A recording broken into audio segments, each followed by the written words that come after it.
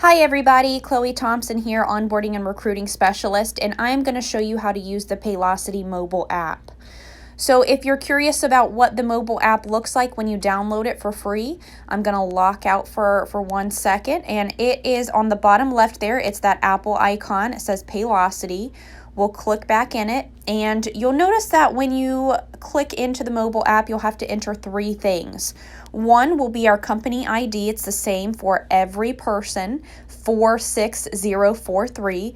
Then you're going to have to enter your username. That should be different than mine. It's going to be your first initial last name, all lowercase and no spaces.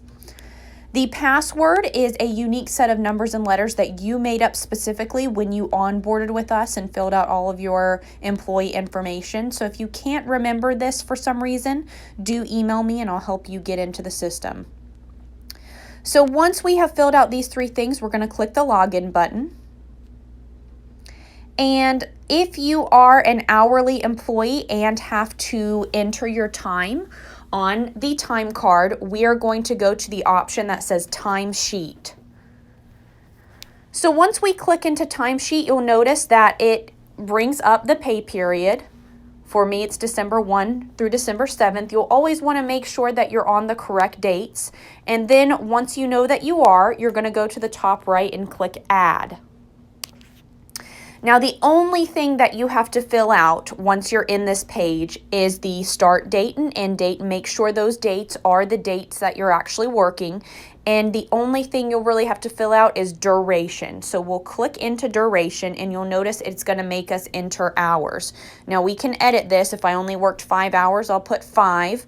If I worked 5.5, 5.50, and so on. But let's just go ahead and save this. You won't ever have to mess with any of the other options here. That will be for your supervisor to note. But if for some reason you want to add a note, you can do so. Maybe it was an odd day and you had to leave early. So you can note that and your supervisor will get that note. All right, so once we're done filling out our time for the day, we're going to go to the top right and click Submit. And you should see your hours submitted there. So each day you are going to enter your hours and make sure that you save them. If you do not save them, they will not show up here in green. And it's as simple as that. Let's go ahead and we will now look at how to take PTO if you are a full-time hourly employee.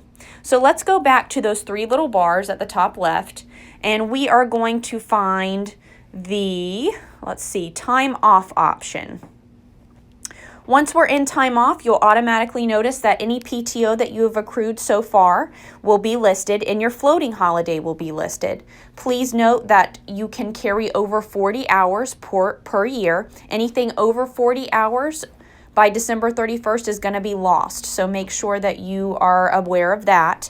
And then your floating holiday, you will get a new one each year, but it does not carry over, so you can't save this 8 hours into the new year.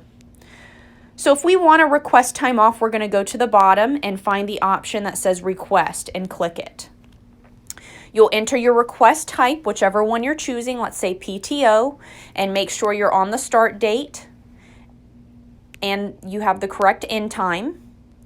Once we do that, we are going to then, let me just put in my end time really quick. Let's say 5 p.m.